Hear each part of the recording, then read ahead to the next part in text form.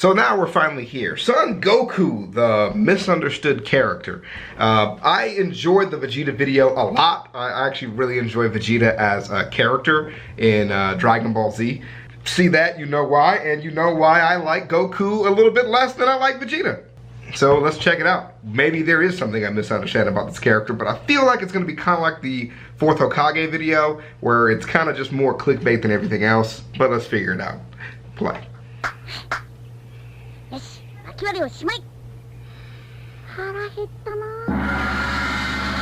On December 3rd, 1984, Dragon Ball's Son Goku was introduced to the public, and over the last 35 years has become one of the most recognizable and prolific characters of the modern age. From TV shows to commercials to blockbuster movies, from video games to parades to being the mascot for the 2020 Olympic Games. Is there any good fucking live action Dragon Ball Z movie? Because I'll watch it even if I need to watch it subbed.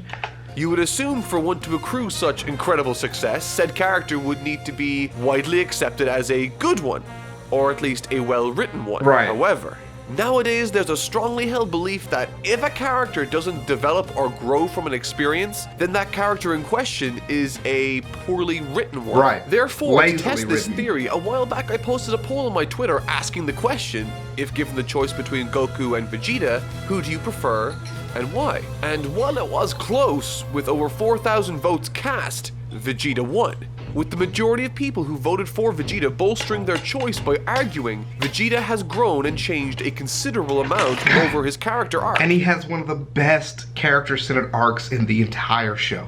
Come on, man. Goku has no arc.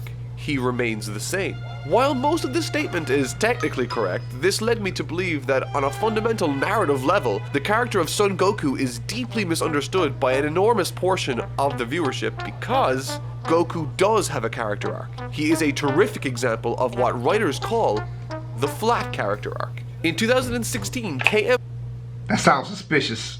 Alright, that sounds real suspicious. Weiland published a book called Creating Character Arcs, in which she describes 3 character arc methods. The positive character arc. This is the most common character arc found in fiction, where the character undergoes a positive change.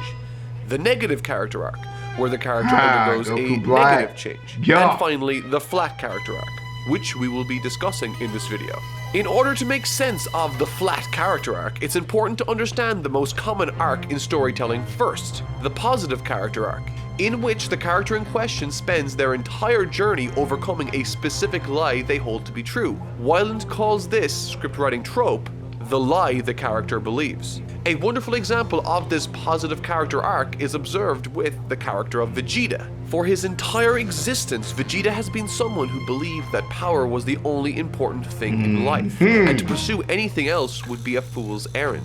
This was the lie Vegeta believed. And throughout his life, this lie was reinforced by the world around him. Through pursuing this end, Vegeta sacrifices everything to achieve his goal. It's his belief in this lie that leads him to die on planet Namek. When faced with the reality his choices have led him to, he crumbles and ultimately falls. Okay, I'll accept that. Alright, I was looking at it with suspicion. Here's one thing that a lot of people too kind of misunderstand when they watch these kind of videos or hear these kind of theories.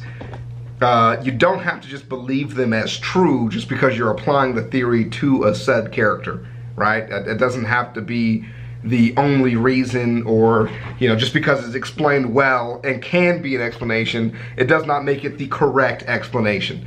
So, you know, I'm just trying to make my way through it, but I'll accept it. I think that's good enough. Vegeta's lie was that he believed the only value to be found in life was through the pursuit of power, and his arc was about the journey he took in order to overcome this lie and to embrace what was actually true. And I think that makes sense because, you know, when he went through the change with Nappa, right? Of course, rest in peace, my man. It shows that, you know, even though he did have valued friendships at the time, none of them were more important than his, like, you know, major goal. So I think that can be seen as pretty true. To find value in those he loved. And in that moment, the viewer and Vegeta share a much-needed catharsis. As Weiland writes, Emotional the positive release, character catharsis. arc is about the lie the character believes, which he will spend the entire journey overcoming. However, unlike the positive character arc, which tells the story based on a lie the character believes, the flat character arc is about the truth the character believes. In the flat character arc, the protagonist already has a handle on what the truth is, and he will use that truth to overcome the challenges of the plot, and probably to transform a lie-burdened world. One of the defining features of the flat arc is that the character begins his journey already believing in a certain truth. Son Goku is an enthusiastic, innocent, and motivated person who believes that he can always be better today than he is tomorrow. And not in a diminishing or deprecating way, he thrives on knowing he can be better tomorrow than he is today. And these ideals have not changed since he was first introduced to us in the mid-80s. To help prove that I'm not making these points up, here are some other characters that fit this mold too. Okay. Forrest Gump is an honest, compassionate, and determined individual who wants to find and be with the person he loves, Jenny. And from the beginning of the film to the end, his outlook on life never falters, reflected in the famous quote, "Life is like a box of chocolates. You never know what you're going to get until you take the first bite." Indiana Jones is a determined and courageous man who believes in doing what is right. From the outset, these are what his ideals are, and what makes his story compelling isn't how he changes, but how the world around him reacts to these characteristics he possesses. Saitama is an infinitely powerful but otherwise ordinary guy with strong morals and ideals for what he thinks a hero should be. Bored by conventional crime fighting, he yearns for the thrill of a real challenge. And despite never actually getting that, his personality and ideals don't waver. He is human, but he is also a real hero. What I find personally interesting about all of these characters is none of them are really praised or remembered for being great characters. Instead, people will often say Forrest Gump is an amazing movie, or that One Punch Man was a great TV series. However, a fundamental difference between Forrest Gump and One Punch Man is that one is a movie and the other is a television show. Rarely will you see someone say that the character Forrest Gump is a bad one, but people will flat out dismiss One Punch Man on its main character's very premise alone. Partially, I think the length of a TV series versus a movie plays a large factor here. People expect and desire a TV show's characters to grow and develop over the series in order to justify its long length. Specific emphasis is put on shows like Dragon Ball, Naruto, or One Piece because their theme is centered around self-improvement. Whereas in a film, it's not as noticeable if their characters don't develop over the course of its runtime. So, let's see. If we look closely at the character of Son Goku, we observe from the very beginning of the show his character is fundamentally at odds with the story and world around him. This is a writing technique specifically used for characters that utilize a flat arc. And so while Goku himself believes the truth from the outset, pretty much all those he interacts with believes a lie. And the intrigue for the journey comes from Goku's sensibilities changing the world around him for the better. For example,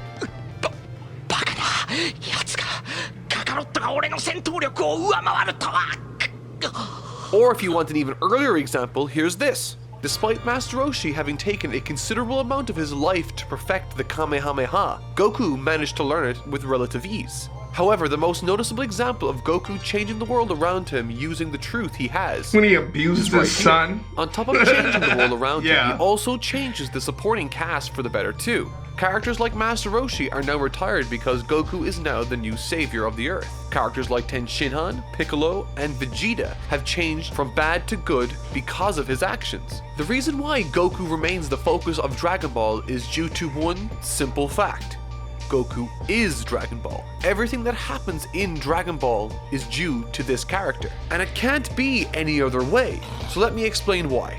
Goku's character is ideal for a long-running show because unlike Vegeta and Piccolo, his arc doesn't have an expiry date. Vegeta's character was praised in its climax, but because the show that's factual, because that's exactly how I feel too. Wanted to continue, his development had to be altered and slightly retconned at the beginning of Dragon Ball Super, during which they had to repeat certain key scenes to invoke a similar reaction from the fan base. The same can be said for Piccolo, jumping in front of Gohan blocking a blast during the Resurrection F arc. It's just not the same, because as the show reflects, his time in the sun is over. On a much more real level, Gohan's story is absolutely over. It ended itself. 100%. That was the coming of age moment, and nothing he can do will ever top that, unless they drastically revamp, reinvent, or retcon his character. But unlike Vegeta, Piccolo, and Gohan, Goku is not restricted by such conventions due to the nature of his story arc. Because Goku doesn't need to change or grow from an experience, the intrigue when he interacts with a character or situation comes from how the world or that character reacts to Goku.